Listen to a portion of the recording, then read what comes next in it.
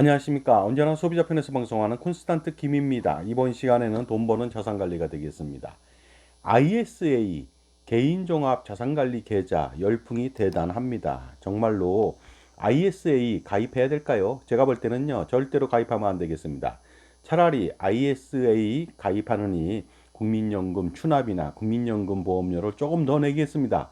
이것이 훨씬 더 유리합니다. 거기에 대한 증거를 제가 보여드리겠습니다. 물고기를 잡는 방법이 있습니다. 흙탕물을 일으켜서 정신없이 만든 다음에 한쪽으로 몰아서 일망타진하는 것이죠. 이것이 일반적으로 물고기를 잡는 것이 되겠습니다. 그러니까 정신없게 만들어서요. 바로 자기가 원하는 대로 몰아서 잡는다는 뜻이 되겠습니다.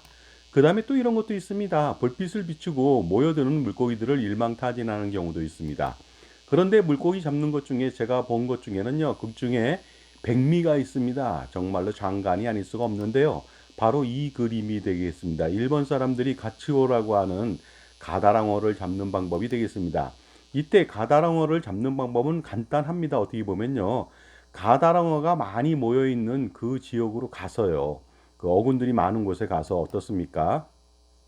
미끼를 가끔씩 뿌려주면서요. 살수로 물을 뿌려서 어떻습니까? 거품이나 물거품을 일으키게 한 다음에 물고기들의 시야를 가리게 하고요. 그 다음에 미늘이 없는 바늘, 낚시 바늘을 넣고서 가짜 미끼를 넣고서 바로 잡는 것이 되겠습니다. 그래서 넣자마자 바로바로 뭐 한 5초, 10초 단위로 계속 끄집어내거든요. 그러면 미늘이 없기 때문에 올라온 그 가다랑어는요 바로 빠지게 됩니다. 그러면서 계속 잡는데 보통 한 10분에서 15분 정도를 잡습니다. 그런데 그 10분에서 15분 잡는데 엄청나게 많은 가다랑어를 잡는다는 거 아니겠습니까? 바로 이것이 물고기를 잡는 방법입니다. 미끼를 조금만 주고요. 유인을 하죠. 그 다음에 가짜 미끼를 가지고서 잡습니다. 그 다음에 시야를 가리죠. 이런 것들이 모두가 다 어떻습니까?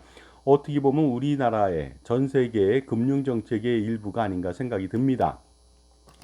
ISA라고 하는 그 계좌의 정체는요. 개인 종합 자산 관리 계좌라고 합니다. Individual Savings Account라고 하는데요. 굉장히 좋아 보이는 말 같습니다. 가입 현황 어느 정도 되는지 알아보도록 하겠습니다. 2024년도 8월 말 기준입니다. 2016년도 도입 이후에 놀랄만한 괄목상대한 성과를 거두고 있습니다. 가입 금액이 무려 30조 원 이상이 되고 있고요. 가입자 수만 해도 564만 명 이상이 되고 있습니다. 엄청나게 폭발적인 가입이 아닐 수가 없습니다. 정말로 ISA 그러니까 어떻습니까? 굉장히 거창해 보입니다만 과연 가입자들의 실익이 있을까요? 결론적으로 말씀드리겠습니다. 거의 없다고 보시면 되겠습니다. 금융정책이라고 하는 것이요. 미끼를 던지고 고기를 잡듯이 다양한 정책을 펼치는 경우가 꽤 많이 있습니다. 그러다 보니까요.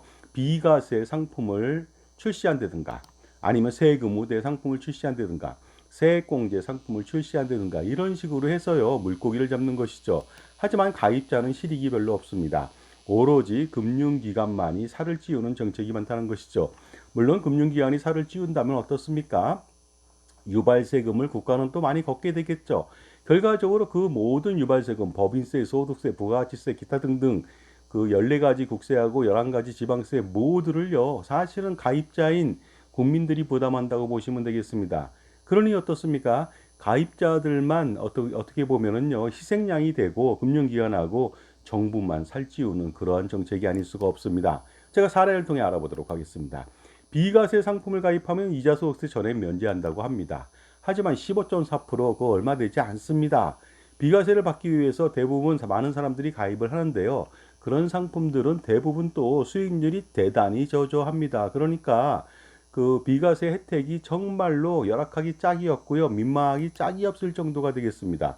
수익이 저조한데 과연 비과세 혜택이 무슨 의미가 있을까요? 절대 비과세 상품을 가입해서는 안 되겠습니다.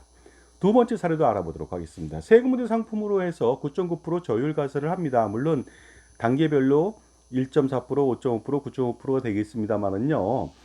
비과세도 효과가 없는데 세금 우대라고 하는 것은요. 15.4% 대비 9.9%를 떼니까 어떻습니까? 5.5% 정도밖에 혜택이 없는 것이죠. 그러다 보니까 이익이 100만 원 난 경우 이자 소득세 15만 4천 원 대신 9만 9천 원을 내다 보니까 5만 5천 원밖에 이익이 되지 않습니다. 하지만 어떻습니까? 엄청난 가입자 때문에 금융기관은 쾌재를 부르는 것이 아니겠습니까? 너무나도 저조한 그런 혜택이 아닐 수가 없습니다. 하지만 금융기관은 엄청나죠, 이익이. 그들은 가입자들의 섀도로 행복한 비명을 지르고 있는 것이죠. 결국 알량한 세금 우대 정책으로 금융기관의 배만 불린 셈이 됐습니다. 세 번째 사례도 알아보도록 하겠습니다. 10년 이상 유지 시 보험 상품은 비과세를 해줍니다.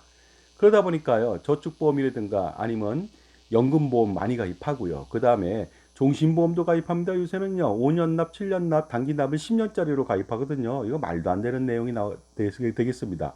보험을 가입한다면 복리효과하고 비과세 효과가 있다고 얘기하지만 제가 가령 예를 들어 보겠습니다. 연금보험 10년 납 같은 경우에는요, 8년에서 10년 돼야지 겨우 원금 나올까 말까 합니다. 그런데 무슨 복리효과고 비과세 효과가 있겠습니까?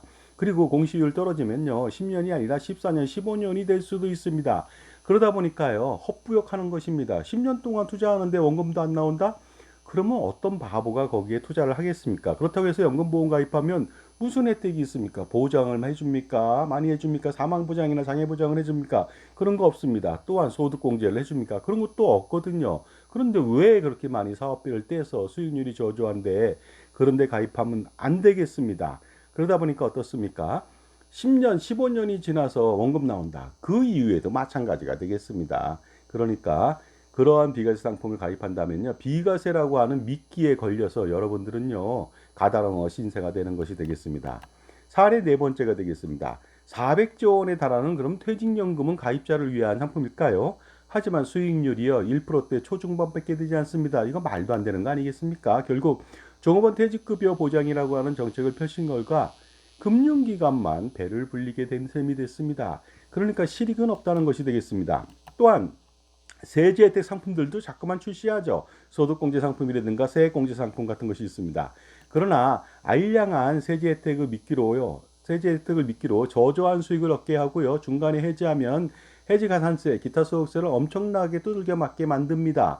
그러다 보니까 어떻습니까? 연금저축이나 이런 상품들 가입하면요, 진짜로 폭망하게 되는 거 아닌가 이런 생각이 듭니다. 결론적으로 말씀드리겠습니다. 현존하는 보험 및 금융상품을 많이 가입할 경우 대부분 금융기관의 이익이 됩니다. 대부분이라고 말했는데요, 거의 다라고 말씀드릴 수가 있습니다. 그래서 금융기관이 부자가 되는 것이죠. 금융기관이 언제 자기 돈으로 부자 되는 거 보셨습니까? 가입자 수백만, 수천만의 돈으로 부자가 되는 것이죠. 하지만 가입자는요, 어떻습니까?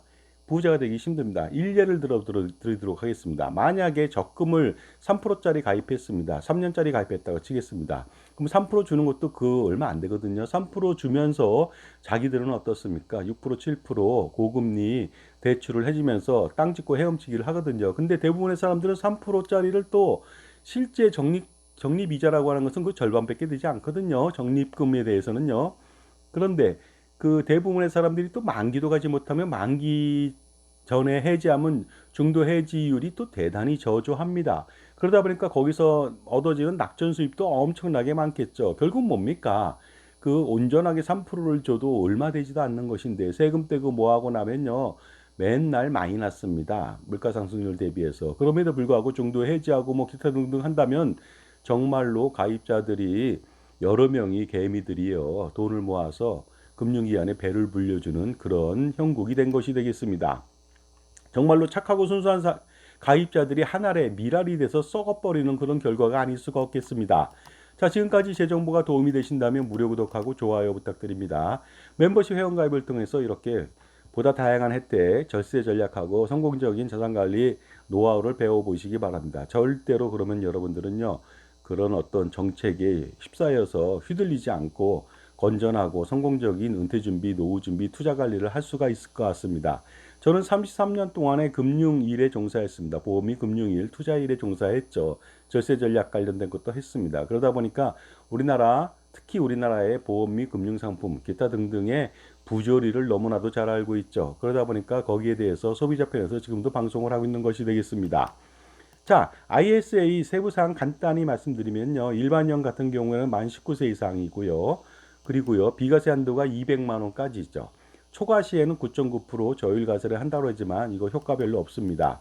서민형 같은 경우는 2배라고 보시면 되겠습니다. 하지만 서민형은 연봉이 적은데 어떻게 2배까지 나올 수 있을까 참 의문되죠. 그러다 보니까 이것은 구호에 불과하지 않을까 생각합니다.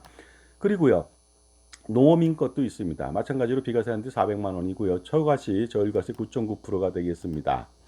자, 그러나 ISA를 가입하는 사람들은요, 일부 부자도 가입할 수는 있겠지만요, 가입하더라도 200만 원의 비과세 혜택밖에 없으니까 어떻습니까? 부자들은 현명하게 판단해서 가입하지 않을 것으로 보입니다. 그렇다면 일반 저소득층이나 중서민들만 가입한다는 것인데 결과적으로 어떻습니까? 그들의 살과 피를 뜯어먹는 일이 되지 않을까 이런 생각에 굉장히 큰 우려를 금할 수가 없습니다. 그렇다면 실질적으로 혜택이 별로 없는 것을 모르는 중서민들이 가입하면 안 되기 때문에 제가 오늘도 방송을 하는 것이 되겠습니다.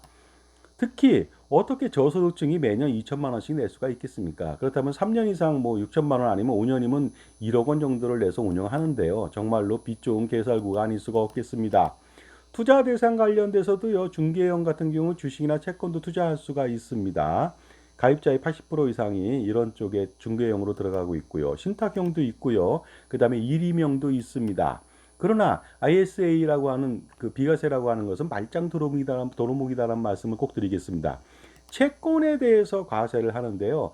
이자 소득에 대해서만 과세를 하고 매매 차익에 대해서는 개인이 투자하면 비과세입니다. 그런데 뭐 비과세가 무슨 의미가 있겠습니까? ISA를 통해서요. 물론 채권형 펀드는 전액 과세를 합니다만요. 채권형 펀드를 가입하지 않고 직접 투자하면 되지 않겠습니까? 그다음에 그러다 보니까 어떻습니까? 채권 등의 비과세로도 충분히 투자할 수 있는데 굳이 ISA를 가입해서 비과세 효과가 있다고 말하는 것은 사족에 불과합니다. 쓸데없는 혜택이 아닐 수 없겠죠. 두 번째 말짱도루묵은 이겁니다. 펀드에는 과세를 합니다. 이자 배당 그리고 채권 매매 차익에 대해서 과세하지만 펀드에 주로 순이익에 기여하는 것은요 주식 매매 차익이거든요. 그러니까 개인이 펀드에 가입하더라도 주식 매매 차익에 대해서는 비과세가 되니까 어떻습니까? 개인이 펀드에 가입해도 비과세입니다. 대부분 수익이 거기서 나오기 때문에 그렇죠. 그런데 굳이 펀드에 투자해서 비과세라고 얘기하는 것도 마찬가지로 사족에 불과하다는 것이 되겠습니다. IS를 통해서 펀드의 비과세다. 이거 사족이 아닐 수가 없겠습니다. 그 다음에요. 주식에 직접 투자한다면 비과세입니다. 그런데 뭐 ISA를 통해서 주식에 투자한다고 비과세 이것도 사족이 될 수 있죠. 그 다음에 ETF 관련돼서도요 어떻습니까? 그 주식이나 ETF 같은 관련돼서도 대주주가 아닌 이상은 전액 다 비과세거든요. 그러다 보니까 개인이 이제는 펀드도 가입하지 마시고요. 주식형, 국내외 주식형 ETF에 투자한다면 비과세가 되겠습니다. 그러니까 훨씬 더 그 ISA라고 하는 족쇄를 채워진 거기에 들어가서 비과세 받는 것보다는 개인이 이렇게 주식이나 ETF 주식형에 투자한다면 비과세 그대로 되는데 굳이 사족에 불과한 비과세 효과를 받으면서 그 수수료를 낼 필요는 전혀 없다고 보면 되겠습니다. 따라서 어떻습니까? ISA라고 하는 것은요 비과세 의미가 무의미 없고 무의미 없다. 개인이 그냥 투자하면 됩니다. 그 채권이나 주식에 그냥 투자하면 되고요. ETF에 투자하면 되겠습니다. 그럼에도 불구하고 이렇게 ISA에 가입시켜서 수수료를 챙깁니다. 그리고 막대한 예대 마진을 통해서 어떻습니까? 엄청난 수익을 또 챙길 수가 있겠습니다. 또한 비과세 혜택 또한 굉장히 저조하다는 말씀을 꼭 드리고 싶습니다. 비과세 혜택 200만 원에 대해서 비과세라고 했을 때요. 과세를 한다면요. 그 15.4% 세금을 내야 됩니다. 그렇다면 30만 8천 원을 내야 되는데 이것이 비과세니까 5년 동안에 30만 8천 원 이익이 된다는 거 아닙니까? 연 단위로 따진다면요. 6만 1,600원 밖에 되지 않습니다. 6만 1,600원 때문에 최대 그 뭐 6천만 원에서 1억 원까지 금융기관이 예치한다? 이거 말도 안 되는 거 아니겠습니까? 400만 원 비과세 혜택도 미미하지만 저소득층이 400만 원까지 나올 수 있을 정도로 돈을 내지는 못할 것으로 보이니까 이것도 효과적이지 못합니다. 결과적으로 5년 동안에 30만 8천 원의 이익이 발생된다는 것은요. 하루에 169원의 혜택을 위해서 최대 1억 원을 5년 동안 예치한다는 뜻이 되겠습니다. 이거 말도 안 되는 거 아니겠습니까? 차라리 투자를 하지 말고요. 이런 데 투자하지 마시고 ATM 수수료 한 번 이용할 때 700원에서 100원, 1000원, 1400원 들어가거든요. 이것 줄이는 게 더 낫지 않겠습니까? 설령 그리고 5년 동안 500만 원의 이자가 발생됐습니다. 수익이 발생됐다면 200만 원까지는 비과세니까 5년 동안 30만 8천 원의 이익이 발생되고 300만 원은 200만 원 초과했으니까 저율과세로 9.9%를 과세한다면 5년간 16만 5천 원밖에 이익이 되지 않습니다. 따라서 어떻습니까? 500만 원의 이익이 발생됐을 때 비과세나 세금 우대로 내가 얻을 수 있는 것은 47만 3천 원밖에 되지 않습니다. 하루에 259원의 이익을 위해서, 이 이익이 나올지 안 나올지도 모르겠지만요. 어쨌든 간에 나온다고 했을 때 이 정도 이익 때문에 내가 ISA에 최대한 1억 원을 넣는다? 이거는 미친 짓이 아닐 수가 없습니다. 그렇기 때문에 어떻습니까? 이러한 얄팍한 금융정책에 넘어가서는 절대로 안 되겠습니다. 항상 실익을 판단해야 됩니다. 가입 시 누구의 이익이 더 되는지 정말로 현명하게 판단해야 되는데 일반인들은 금융을 잘 모르잖아요. 세금도 잘 모르고 그러다 보니까 자기 편의 종합자산관리사의 말을 들어야 됩니다. 보험이나 금융기관에 소속되지 않는 사람의 말을 객관적으로 들어야 되겠죠. 만약에 보험이나 금융기관에 소속되어 있는 종합자산관리사라면 여러분한테 이 상품을 판매하기 위해서 정말로 실익이 있는 점지보다는요. 비가세라고 하는 말, 이런 말로써 미끼를 던져갖고 낚아채서 고삐를 채우는 거 아니겠습니까? 그러니까 조심할 필요가 있겠습니다. 차라리 어떻습니까? 자영업자가 국민연금 27만 원을 내고 있는데 ISA 좋다고 해서 매년 2천만 원씩 5년간 1억 원을 낸다고 가정해 보겠습니다. 이렇게 하는 사람들이 꽤 많거든요. 그런데 절대로 그렇게 하지 마시고 차라리 국민연금 보험료를 최대로 납부하는 것이 훨씬 더 이익입니다. 27만 원이 아니라 55만 원 5,300원을 내면 되겠죠. 그리고 무소속 배우자가 자영업자를 도와준다면요. 월급을 주세요. 그러면서 매월 55만 5,300원을 납부하도록 해보시기 바랍니다. 그러면 사업소득세도 나눠지니까 엄청나게 사업소득세 절세가 되겠죠. 종합소득세 말합니다. 물론 건보료 관련된 것도 마찬가지로 절세할 수가 있습니다. 그리고 무소속 배우자도 국민연금 보험료를 최대로 납부하는 것이 훨씬 더 이익입니다. 55만 5,300원을 납부하게 하십시오. 자, 그렇다면요. 매월 27만 원 내던 사람이 55만 3천 원 하고 무소속 배우자가 55만 3천 원을 낸다면 매월 84만 원 이상을 추가로 내는 거 아닙니까? 연 단위로 한다면요. 어떻습니까? 1,008만 원을 더 내는데 과연 소득공제로 매년 얼마를 환급받는지 한번 확인해 보셨습니까? 제가 확인해 보여드리겠습니다. 놀라운 환급액이 아닐 수가 없습니다.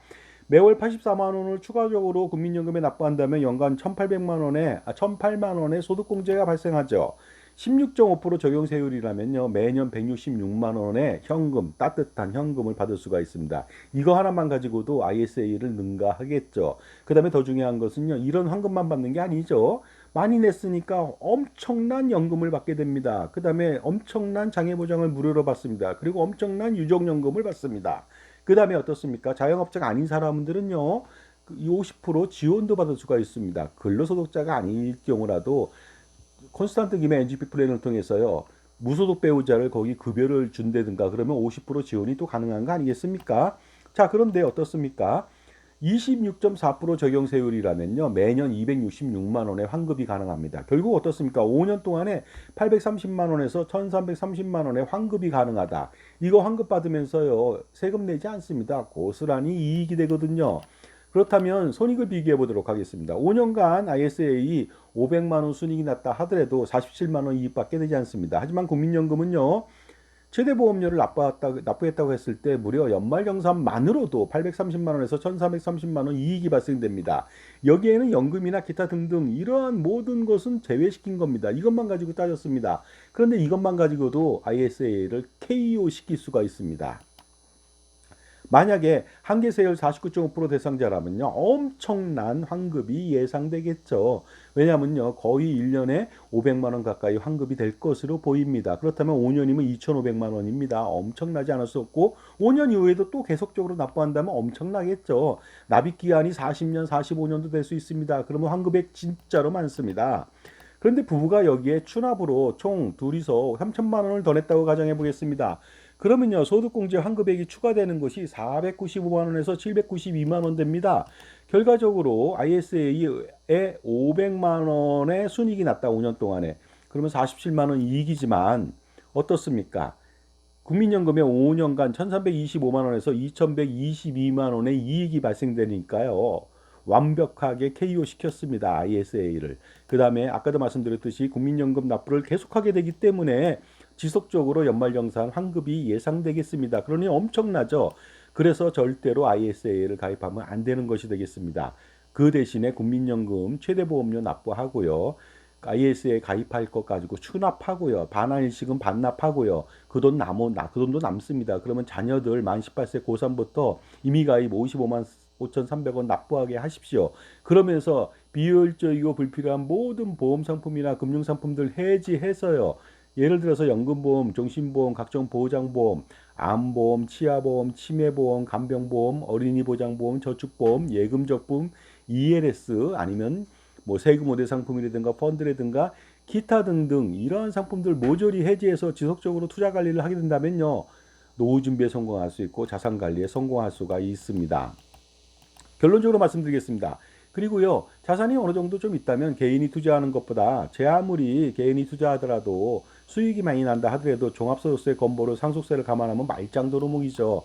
그러므로 콘스탄트 김의 NGP 플랜, 넥스트 제너레이션 플랜을 통해서 법인을 통해서 개인의 분신, 화신인 아바타인 법인을 통해서 투자해야만 모든 절세가 가능하고 특히 손자녀 법인을 만든다면 할아버지, 아버지, 손자녀 3대에 걸친 100년 동안의 절세 전략을 세울 수가 있습니다. 자, 자산을 불리는 것보다 먼저 해야 될 일이 바로 자산을 지키는 것이죠. 그것은 절세에 의해서 가능합니다. 그러다 보니까 불필요하고 비효율적인 상품들 모조리 또 해지해서 투자도 관리를 잘하면 되겠죠. 효율적인 투자 관리를 통해서 성공적인 자산 관리를 해나갈 필요가 있습니다. 그러니까 비과세 상품, 세금 우대 상품, ISA 상품, 보험 상품 이런 것들에 가입하면 여러분들은요 자산 관리 폭망할 수 있는 길을 촉진시킨다고 보시면 되겠습니다. 그리고 투자는 개인이 아니라 법인이 해야 된다고 말씀드렸고요. NGP 플랜을 바로 실행시켜 보시기 바랍니다. 100년 동안에 엄청난 세금을 줄이는데 수백억, 수천억, 미래 가치니까 엄청나게 그 이상의 금액을 줄일 수가 있습니다. 바로 콘스탄트 김의 NGP 플랜 하나만 가지고도 충분하게 100년간의 대계를 이룰 수가 있습니다. 자, 가족투자법인을 설립하시기 바랍니다. 그리고 효율적인 투자 관리를 통해서 연평균 벤치마크 수익률 8%, 10%, 12% 이렇게 리스크 톨러런스에 맞춰서 효율적인 투자 관리를 한다면 투자에도 성공하고 투자 성과에 대해서 어떻습니까? 세금을 법인세를 내니까 굉장히 상대적으로 저렴하게 되고 건보료 또한 없애거나 경감시킬 수가 있습니다. 100년 동안에 100년 되게 반드시 하시고요. 제가 100년 동안에 세금 우산하고 투자 우선을 펼쳐서 제공해 드릴 수 있으니까 100년 동안에 어떻습니까? 증손자녀도 있다면은 150년, 200년도 되겠죠. 그 100년, 200년 동안에 어떠한 극악무도한 정권이 들어서서 가렴지구를 행행하더라도요. 여러분들은 편안하게 안전한 세금 우산을 펼쳐서 바로 안전하게 돈을 지키고 자산을 지킬 수가 있는 것입니다. 그러니 반드시 지금 현명한 할아버지, 할머니, 아버지, 어머니가 되셔갖고 콘스탄트 김의 NGP 플랜을 한번 실행시켜 보시기 바랍니다. 정말로 자산가라면 엄청난 고민이 많은데 이거 한 방에 해결할 수 있다고 했습니다. 콘스탄트 김의 그 절세 전략, 증여세, 상속세 절세 전략 플러스 NGP 플랜을 실행시킨다면요.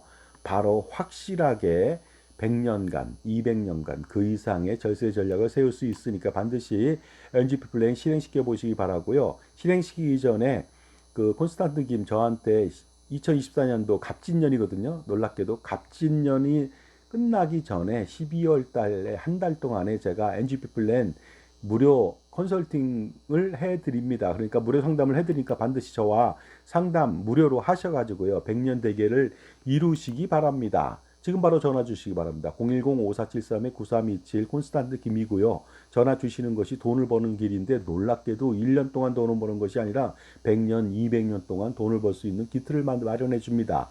그리고요. 무료 상담 이후에는 제가 법인 설립부터 처음부터 끝까지 자산운용 전반, 세무 전반 모든 것들을 종합적으로 지원해드리고 컨설팅을 해드리니까 안심하시고 여러분들은 의사선택만 하시면 되겠습니다.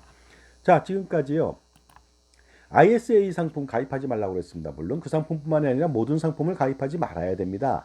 그 알량한 세금 우대, 비과세, 기타 소득공제, 세액공제 이런 것을 빌미해서 여러분들을 물고기 잡듯이 후려치는데요. 절대로 거기에 속아서 넘어가면 안 되겠습니다.